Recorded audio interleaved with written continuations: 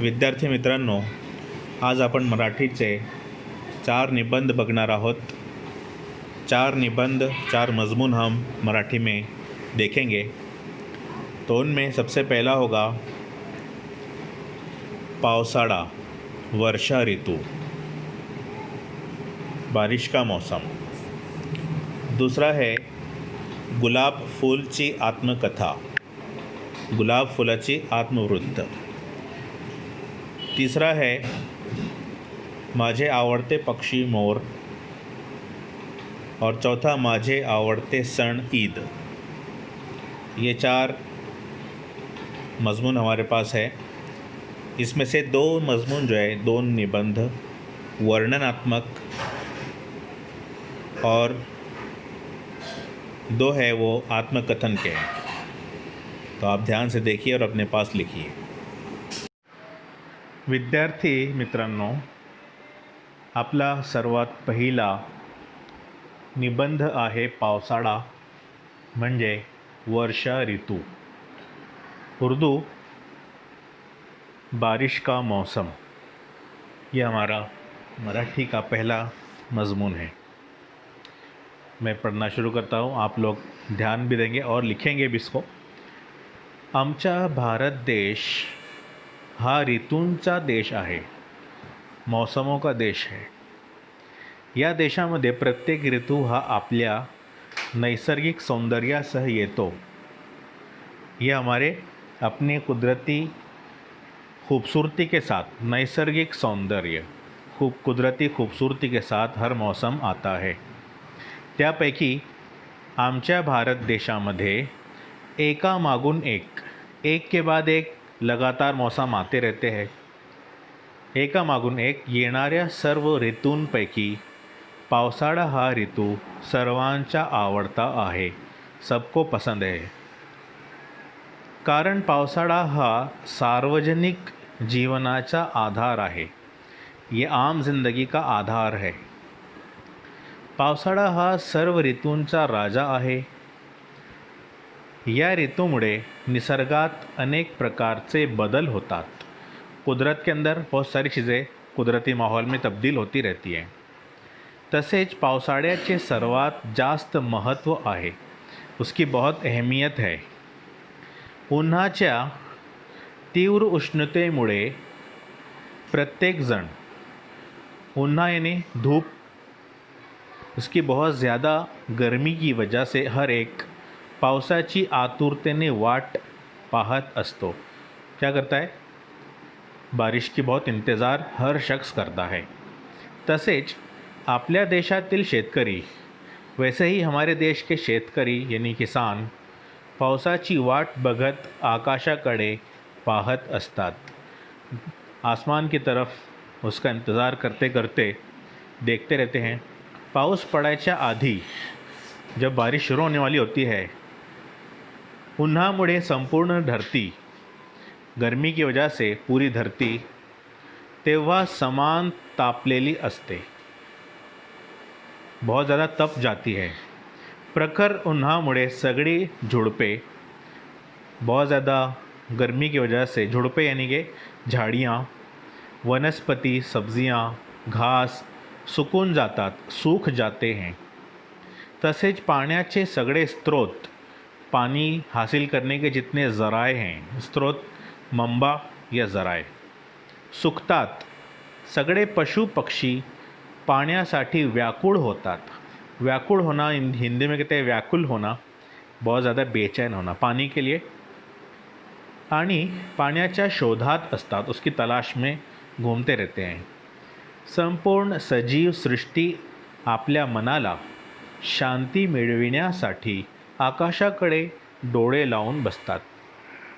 अपने आप को चैन मिल जाए इसलिए आसमान की तरफ अपनी नज़रें लगाकर बैठ जाते हैं।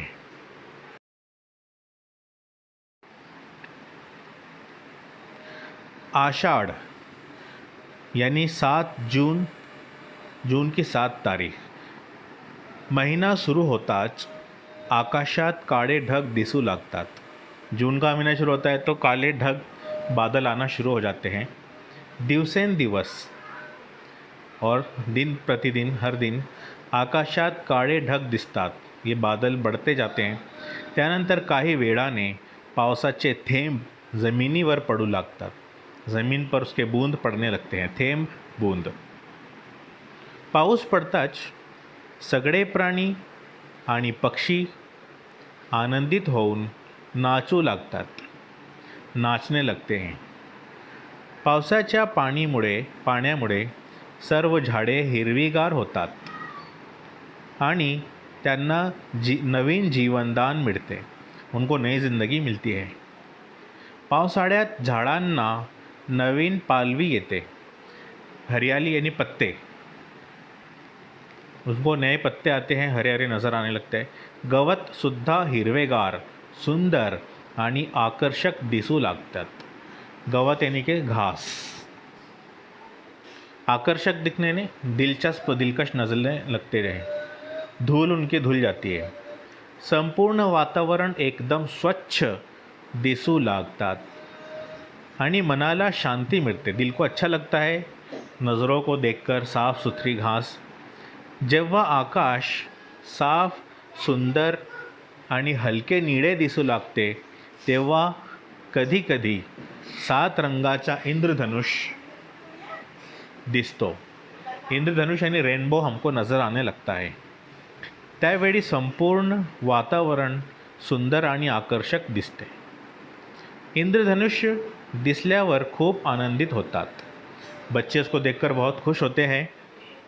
पावसाचे आगमन झाल्यावर बारिश के मौसम की आमद होने पर भारत देशामध्ये एकामागून एक के पीछे एक सण येतात. सण का मतलब होता है त्यौहार. पाऊस पडल्यावर वातावरण थंड आणि मोहक बनते. जसे की भारतात रक्षाबंधन, गणेश चतुर्थी, दिवाळी इत्यादि अनेक सण साजरे केले जातात. इसके दरमियान ये त्यौहार आते हैं. Next paragraph.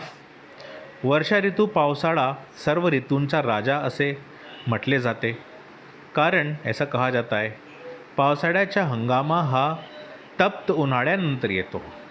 यानी गर्मी के ज़माने के बाद ये आता है, इसलिए सबको पसंद है और सबको सारे मौसमों का राजा इसको कहा जाता है. पावसाळ्यामुळे सर्व सजीव सृष्टीला आणि भारतीय लोकांना मोठा दिलासा मिळतो. सजीव सृष्टी यानी हर जानदारों की दुनिया. पावसाळा हा ऋतू सर्वांना आवडतो. पावसाळ्यात सगळी मैदाने आणि बगीचे सुंदर दिसतात. मैदाने आणि बगीचे हे हिरवे मखमली गवतांनी झाकले जातात. ऐसा लगता है किसी ने हरी चादर से ढाक दिया है. बागीचों को नद्या, नाले, विहिरी, तलाव हे सर्व पाण्याचे स्रोत पाण्याने भरून जातात. पानी हासिल करने के जितने ज़राए हैं वो सब भर जाते हैं. विहीर का मतलब होता है कुएं. देखिए यहाँ पर पावसाळ्यात सगळीकडे पाणीच पाणी होते. रस्ते आणि क्रीडांगणे सुद्धा पाण्याने भरली जातात. क्रीडांगणे मतलब खेल के मैदान, वो भी पानी से भर जाते हैं. आणि माती चिखल बनते. मिट्टी कीचड़ बन जाती है. एकीकडे हा पाऊस सर्वांना दिलासा देतो तर दुसरीकडे पावसाळ्यात संक्रामक रोग पसरण्याची भीती असते. यहाँ तक तो वो हमारे लिए बहुत अच्छा है, खुशी की बात है. लेकिन उसके अंदर एक ख़राबी ये होती है कि उसमें बारिश के मौसम में बीमारियाँ ज़्यादा फैलने का डर होता है. भीती यानी कि डर. पावसाळा हा ऋतू आपल्या धरतीसाठी खूप आवश्यक आहे. या पावसामुळे आपल्या जीवनात आनंदाची लाट वाहते, खुशी की लहर. तसेच पावसाचे पाणी हे धरतीवरील सगळ्यांसाठी अमृत म्हणून काम करते. अमृत की तरह ये हमारे लिए होता है. अमृत यानी ऐसा पानी जिससे इंसान को कभी तकलीफ़ नहीं होती, हर तरह से फ़ायदेमंद. पावसाळ्यात चोहीकडे हिरवळ आणि पानीच पानी असते. हर तरफ हरा हरा रंग नज़र आता है और हरा रंग आँखों के लिए अच्छा भी होता है. आजूबाजूला हिरवळ पाहून मनाला शांती मिळते. म्हणून पावसाळा या ऋतूला सर्व ऋतूंमध्ये सर्वात महत्त्वाचे स्थान आहे. सबसे ज़्यादा अहमियत का मुकाम सारे मौसम में इसी को है. ये हो गया हमारे बारिश का मौसम का मजमून पावसाळा. अब हम कुछ दुसरे मजमून देखते मराठी के. याच्यानंतर आपण बघाल तर दुसऱ्या निबंधाला सुरुवात करावी.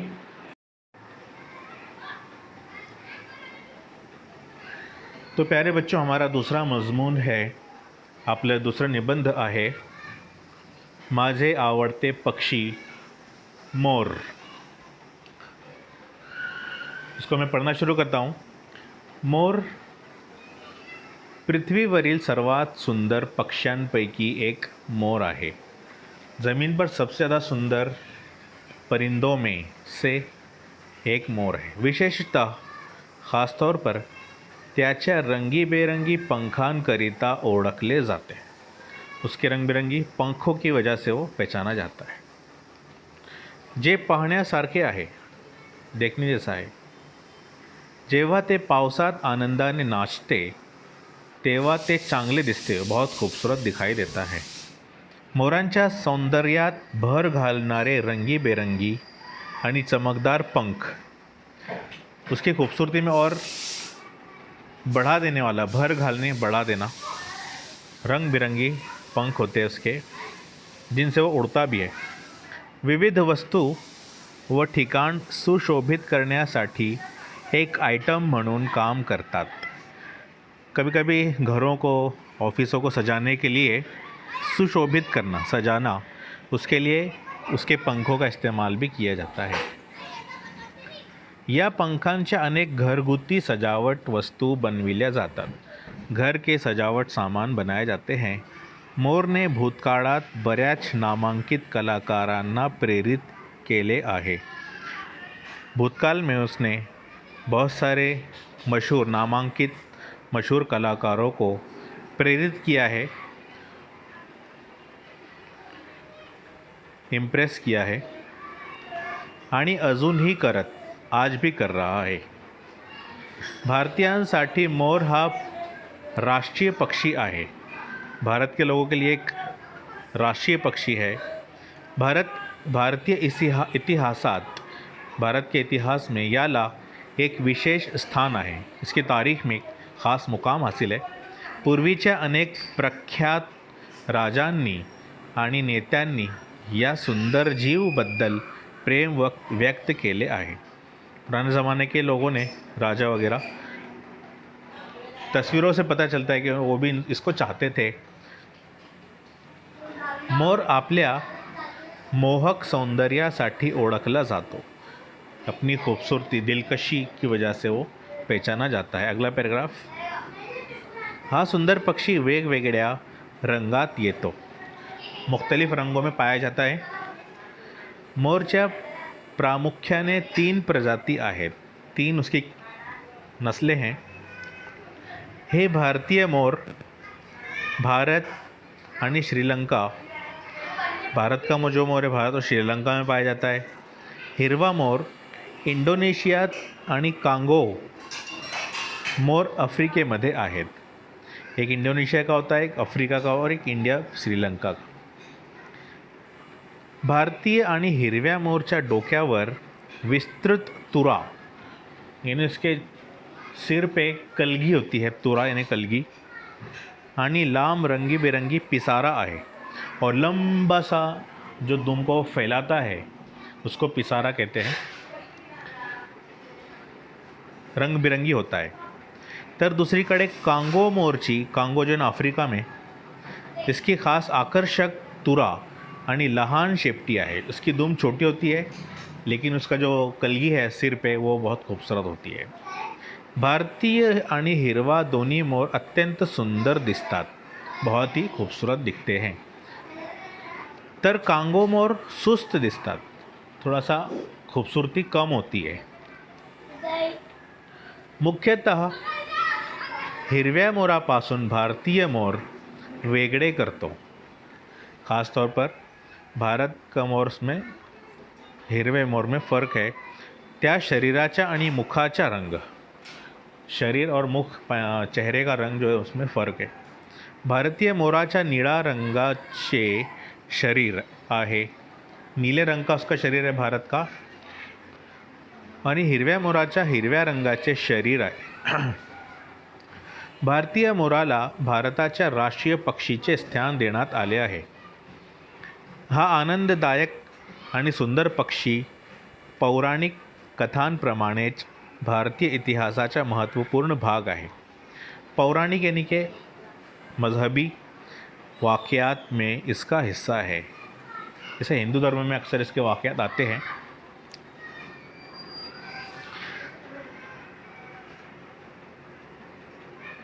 विशेषतः त्याच्या रंगीबेरंगी पंखों के लिए ओळखले जाते, पहचाना जाता है, जे पाहण्यासारखे आहे.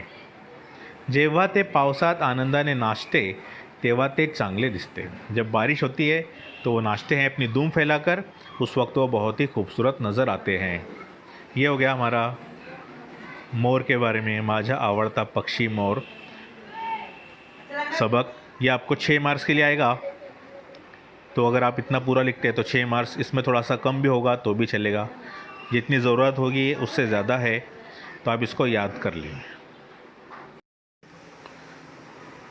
प्यारे बच्चों, हमारा तीसरा मजमून है मराठीचं तिसरे निबंध आहे गुलाब फुलाचे आत्मवृत्त किंवा आत्मकथा. दोन्ही एकच शब्द आहे.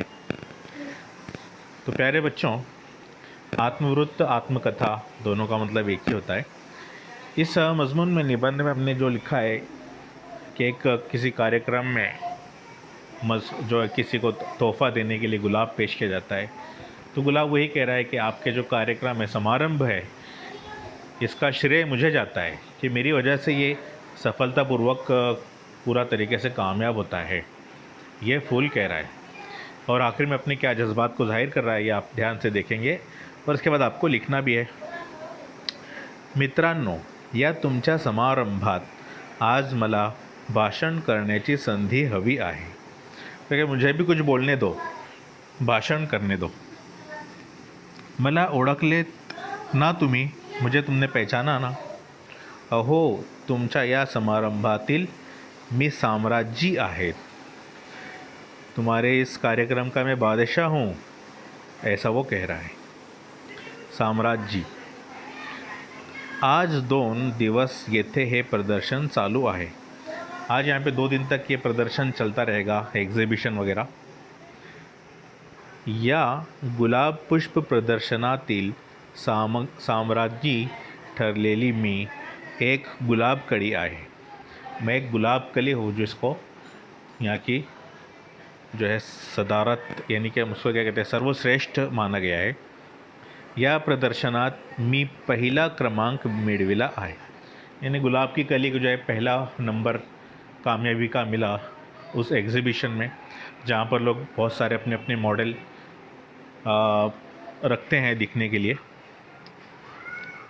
हजारों फुलांतून माझी निवड झाली.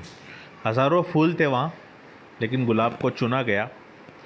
त्या निमित्ताने माझ्या मालकिनीचाही गौरव झाला आहे. फूल के साथ साथ उसकी जो मालकिन थी, जिसने उसको अपने गमले में पाला था, यानी कि उसको उगाया था, उस पर मेहनत की थी, उसको भी, मालकिन को भी, उसका भी गौरव झाला, उसको भी इनाम मिला. माझ्या मालकिनीचे श्रेय मी मान्य करतेच. मैं मानता हूँ कि उसको जो इनाम मिला वो वाकई मिलना चाहिए था. पण कारण तिने घेतलेल्या निगराणीमुळेच मला आजचे हे सौंदर्य प्राप्त झाले. क्योंकि उसने ही निगरानी की और देखरेख की तो मुझे इनाम मिला. दिवसातील बराच वेळा मी आमच्यासाठी खर्च करते.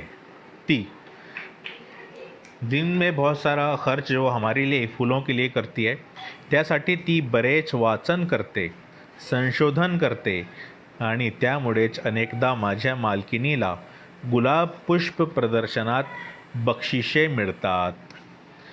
हमारे लिए क्या क्या करती है, देखिए फूलों कह रहा है, संशोधन करते, रिसर्च कि फूलों के लिए और क्या क्या करना चाहिए, वाचन करते, किताबों में पढ़ती है, और गुलाब के पुष्प बनाकर इन्हें जो बुफ़े होता है, बुफ़े बनाकर उसको प्रदर्शनों में रखती है एग्ज़िबिशन में, और जो बक्षिसें मिळते उसको ने इनामात मिलते हैं. तिचा छंद आज तिचा ध्यास झाला आहे. उसका जो शौक था आज उसकी कामयाबी बन गया. आज मैं तुम्हाला माझे मनोगत सांगणार आहोत. फूल कह रहा है कि आज मैं तुमको अपना मनोगत, यानी अपने दिल की बात, मन की बात जिसे कहते हैं, वो कहने वाला हूँ. आम्हा गुलाब पुष्पांचा जन्म माणसाच्या जन्मापूर्वी झालेला आहे. यानी हमारा जन्म इंसान से पहले, माणसाच्या जन्मापूर्वीच, उससे भी पहले हुआ था. तसे संदर्भ आढळतात, उसके सबूत भी मिलते हैं. पण आमची निश्चित जन्मभूमी कोणती हे मात्र कोणाला सांगता येत नहीं. लेकिन निश्चित, फिक्स कोई जो हमारी ख़ास ऐसी जन्मभूमि कौन सी है पता नहीं किसी को. तरी प्राचीन काळी रोम हे गुलाबांच्या बागांसाठी विख्यात होते. फिर भी पुराने ज़माने में, प्राचीन काळी, रोम जो है, रोमानिया, इटली के बाजू वाला मुल्क, हे गुलाबांच्या बागांसाठी विख्यात होते. नहीं, उसके लिए मशहूर था गुलाब के फूलों के लिए. 10व्या शतकात अरब लोगों ने आम्हाला भारतात आणले, हमको भारत में लाया. तुमच्या प्राचीन वड्यात आम्हाला अनेक नावांनी संबोधिले आहे. वाड्यांनी, यानी कि पुराने ज़माने के लोगों ने हमको बहुत सारे नामों से संबोधित किया, मुखातिब किया. त्यातील एक नाव आहे तरुणी पुष्प. उन नामों में से एक नाम है तरुणी पुष्प. उन गुलाब को कहा जाता था. किती यथार्थ नाव आहे हे. कितना क्या होती है यथार्थ का मतलब होता है मायनी वाला, जिसके अंदर खूब बहुत सारे मीनिंग छुपे हुए हो. तरुणीन मी विशेष प्रिय आहे. जवान लोगों में ज़्यादा मशहूर हूँ और चाहा जाता हूँ. एकमेकांच्या प्रेमाचे प्रतीकच ते मला मानतात. एक दूसरे को भेट देते हैं. मोगल राजांच्या काळात, मुग़ल बादशाहों के ज़माने में आमची लोकप्रियता विशेष वाढली. उनके ज़माने में ज़्यादा बढ़ गई. जहांगीर बादशाह बेगम नूरजहाँ यांच्या विवाहप्रसंगी आमच्यापासून प्रथम अत्तर तयार करण्यात आले. अत्तर का मतलब होता है इत्र. सबसे पहली मर्तबा जहांगीर के निकाह में जो है उसका इत्र तैयार किया गया, उसका अरक निकाल कर. Next paragraph. आज आमच्या हजारों जाती तयार करण्यात आल्या आहेत. अब गुलाब की जो हज़ारों प्रजातियाँ बन गई हैं, पण सर्वच जाति सुगंधी नाहीत. सब में खुशबू नहीं होती. नाना आकार, नाना रंग. नाना मतलब होता है अलग अलग. मित्रांनो, आजवर आम्हाला अनेक गौरव लाभले. हमको आज तक के बहुत ज़्यादा लोगों ने इज्जत बख्शी है. पंडितजींच्या कोटावरील लाल गुलाब. पंडित जी म्हणजे पंडित जवाहरलाल नेहरू. उनके कोट की जेब में लाल गुलाब लगा रहता था. हा विश्व प्रेमाचा संदेश देत होता. ये विश्व प्रेमी, सारी दुनिया से प्यार करती है, ये कहता था. आज गुलाब पुष्पांचा छंद विश्वव्यापी झाला आहे, जिसका पूरी दुनिया में आज लोग इसको चाहते हैं, पसंद करते हैं. त्यामुळेच जगभर ठिकठिकाणी आमची प्रदर्शने भरविली जातात. उसके एग्ज़िबिशन जो होते हैं सारी दुनिया में लगाए जाते हैं.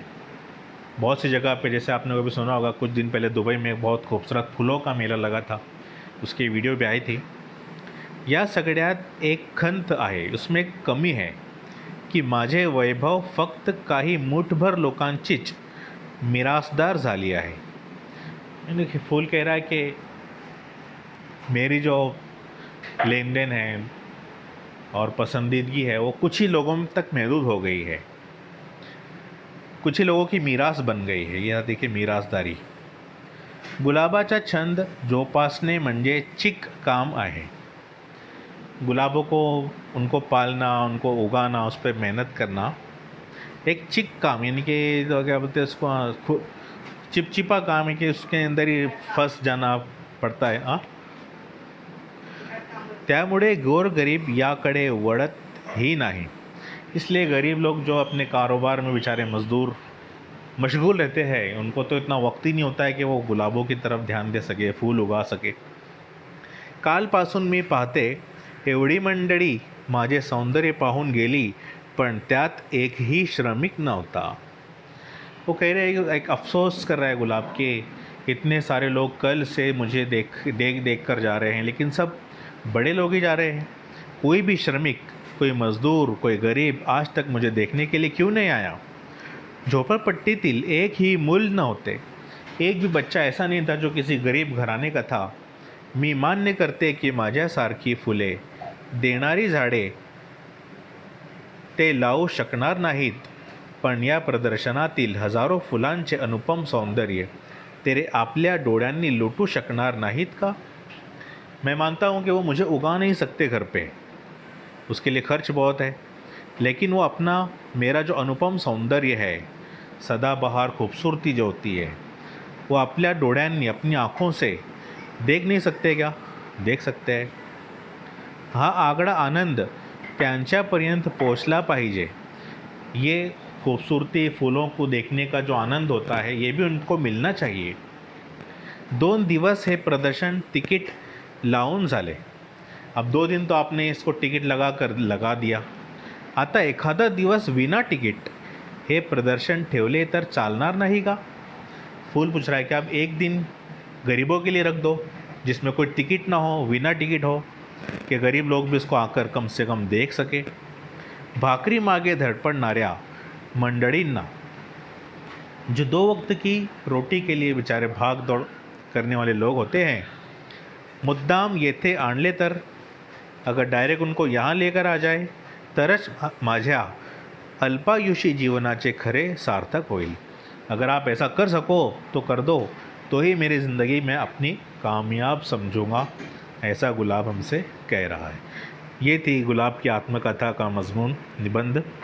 ये 3 मजमून हो गए, अब चौथा निबंध हम देखने जा रहे हैं। हे बघा मुलांनो, हे आपले अखेरचे निबंध आहे। माझे आवडते सण ईद। उर्दूमध्ये म्हणतात मेरा पसंदीदा त्यौहार ईद। आमतौर पर ईद का मतलब रमज़ान ईद ही होता है, ईद उल फित्र। तो मैं पढ़ना शुरू करता हूँ, आप लोग सुनेंगे भी और लिखेंगे भी। माझे आवडते सण ईद। जितके सण आणि उत्सव भारतात साजरे केले जातात, तितके जगात कुठेही साजरे केले जात नहीं। जितने त्यौहार भारत में मनाए जाते हैं, उतने दुनिया में कहीं नहीं मनाए जाते। तो उसकी वजह भी है, क्योंकि यहाँ हर मज़हब के लोग रहते हैं। या अनेक उत्सवात मला आवडता सण आहे ईदचे उत्सव, ज्याला ईद उल फितर देखील म्हणतात। उसको ईद उल फितर भी कहते हैं। विशेषतः हे इस्लाम धर्मीय उत्सव आहे, हे खरे।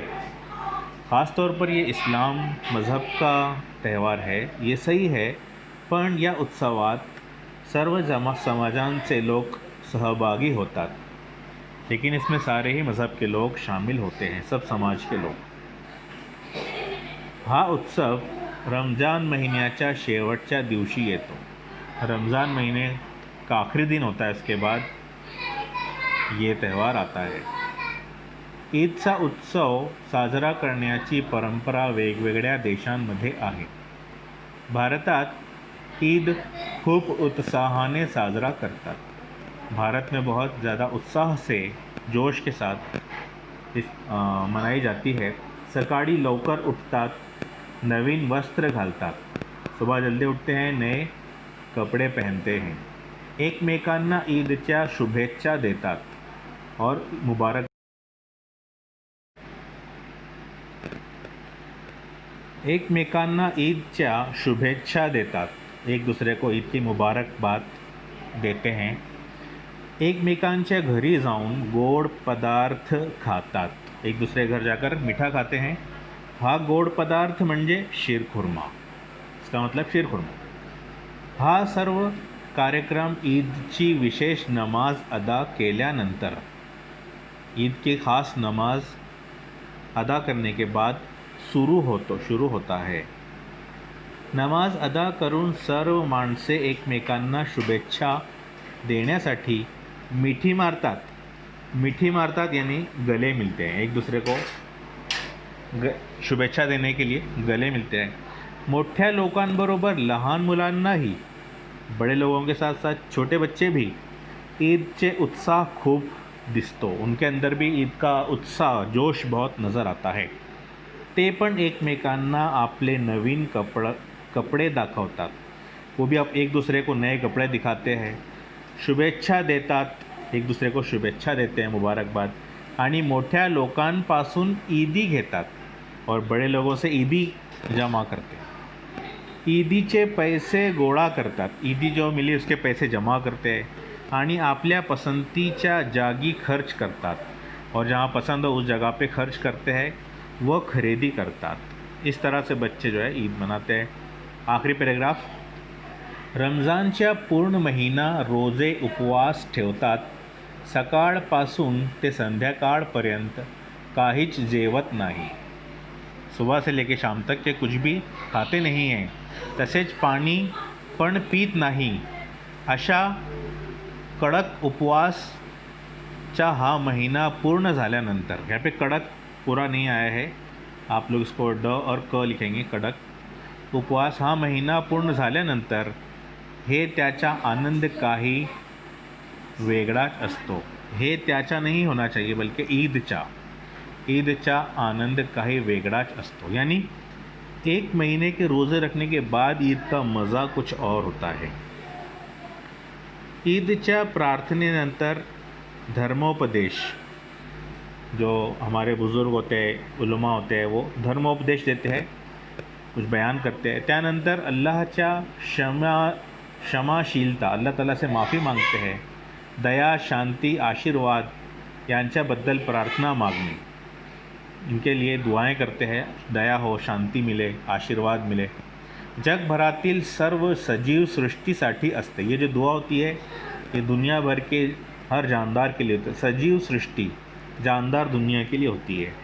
रमज़ानच्या महिन्यात सर्व लोक अनेक मूलभूत मूल्यांप्रमाणे गरीब, धर्मदाय, उपासना, स्थिरपणा आणि सहनशीलतेबद्दल सहानुभूति व्यक्त करतात.